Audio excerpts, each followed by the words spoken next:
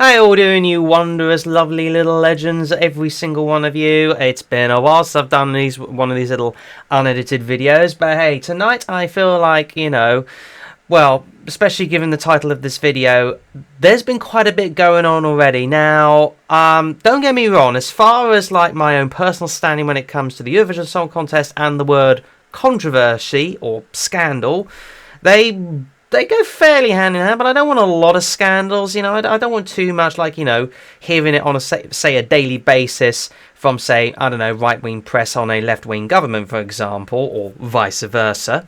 I actually want to have my controversy sort of nicely, neatly piled, coming every so often now and then or anything. Like, for a little while, we had virtually a sort of one scandal, but not fairly big level of scandalousness. That's not a word, but you get the idea. I only want sort of like one little mini scandal every single year. Like in 2016 we had potentially the winner already played beforehand. We'll get to that in a minute, as far as like playing in another country, or it was like released earlier, whereas in fact they participated in the 2016 contest. I mean, never mind about the song itself for Ukraine, which was of course 1944. The fact that happened brought about a ruling to change all of that. We'll get to that in a second. But in 2017, not much in the way of scandal. In fact, I can't even remember much, if I'm honest with you.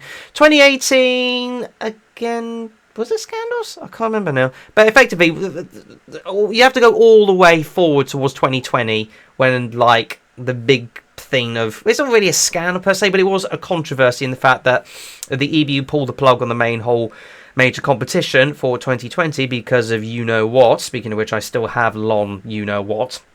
And, they decided to hold the Junior Eurovision Song Contest in 2020. Since then, we've had 2021 with Glassgate for the winner's Måneskin, among a couple of other minor things. 2022, the jurors, that was heck of a thing. You remember all that? The 6 lot of jury members of random, well, 4 of which you could understand sort of like collabing together, but then the 2 random ones. In San Marino, what the hell was that all about? Why did you join in on that juriness party? For crying out loud. 2023, the wrong winner, according to many people. I should have done that when I said it, but you get the idea. Those are sort of like minor scandals you sort of like take on board. Although that being said, 2023 was just a little bit over the top. Although that being said, last year, oh boy, Netherlands, you certainly know how to come to the party when it comes to that. Not that I'm blaming the Netherlands or anything else like that. I'm just saying, well, you get the idea with that one. Less said about that, the better. But we're not talking about that one today, because we've had our first controversy / scandal of 2025, and we haven't even reached the year yet. And it covers a particular country that's returning this year that I covered the national final for. If you all the shenanigans over and done with, let's just get on with it, shall we? So yes, we have basically the same scenario as what Ukraine was back in 2016, and I think a couple of others since then, whereby this particular song, Clickbait, performed by Neo Noen, that won the Montenegro national final, had actually been played and was recorded as playing in a local, well, national festival the year prior. Under the current rules and regulations, you're not allowed to plug any sort of song or indeed promote, or indeed showcase any song per se before the 1st of September of said sort of period leading up to the Eurovision Song Contest. Those are the rules. Unfortunately, Neo Noen apparently didn't get that memo.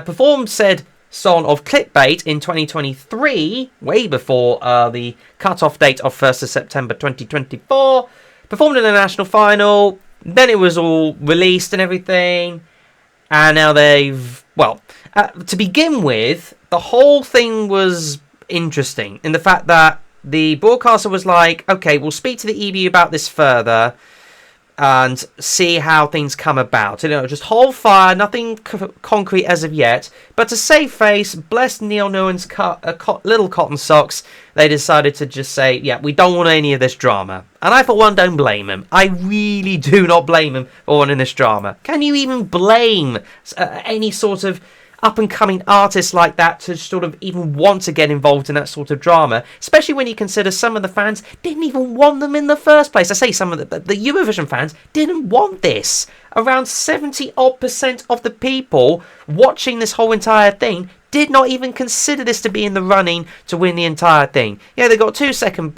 They did a Ukraine of 2016.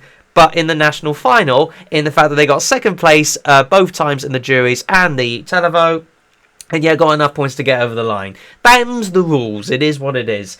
But the absolute fan favourite, well, guess where they came in the whole entire thing? I mean, the favourite, Dobrodosli, performed by Nina Zizic, came second behind the winner. Now, I get why some people are happy in the fact that Clickbait, as the Waterpoint Neil Noen, have decided to withdraw from the whole entire thing and just allow things to proceed. But don't you find it just a little bit... I'm going to wear my little tinfoil hat here once again and sort of cry a little bit of, whilst wearing my tinfoil hat. I'm just going to basically say it's very controversial and very sort of niche and typical of the absolute fan favourite coming second to the eventual win. It's almost like the broadcasters have sort of gone, well, hang on a minute, can we get Neil Noen onto something here? Maybe we can try and, sort of spark a little bit of something in the air, because not a lot of people actually wanted Clickbait to be the winner for Montenegro, because we actually want to do well in the contest. And yet they pull that, and yet this somehow comes out of the bag. Now, I'm not crying foul or anything else like that. I would if I had a tinfoil hat on, but I don't know. Just something seems a little bit iffy in the fact that Neil Noen have been literally ousted as saying, yeah, you did a little naughty, did you not know about it? And they're sort of like, no, we did not know about this, and what can we do? Okay, we'll just hold the Montenegro broadcast are going, okay, we'll hold fire, we'll just see how we go, see how things pan out, and let literally the Eurovision fan base sort of going, we want this to be disqualified because these are the rules. Clickbait shouldn't have won anyway because we didn't prefer it, and yet it won the whole entire thing. But yeah, it shouldn't really. You get the idea. The fact that Dobrodosli, their absolute favourite, is now second place, unofficially, it should go to the Eurovision Song Contest on behalf of Montenegro. We'll of course wait to see how it all pans about, but it's such a shame. Honestly, this whole thing feels such a bloody damn shame. And I say that because, at the end of the day, they deserved to be the Montenegro representative. They won more or less fair and square as per the rules and regulations of the entire national final.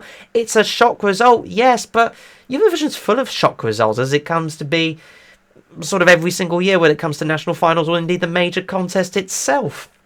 Apart from, say, 22 and 23. Last year was a bit of a shock result, it has to be said. Although the Junior Eurovision Song Contest this year, oh boy, jury certainly know how to pull that out of the bag.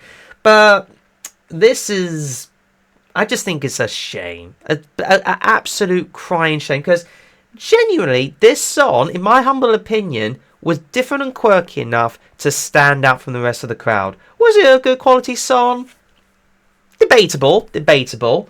But I would say, compared to the rest of the competition, it was quirky and diverse enough to actually get there. Same in regards to the third place song, which was Dva Skra, performed by Bajak. That was mental as anything, and if anything, it should have won because it won the public vote. It got shafted by the jurors, but what are you gonna do? I just think it's a shame. And whoever happens to represent Montenegro at this year's Eurovision Song Contest, likely going to be Nina Zizic, which is going to please the Eurovision fans left, right and centre. They're going to be pleasuring themselves big time after realising, their favourite's actually going to Eurovision.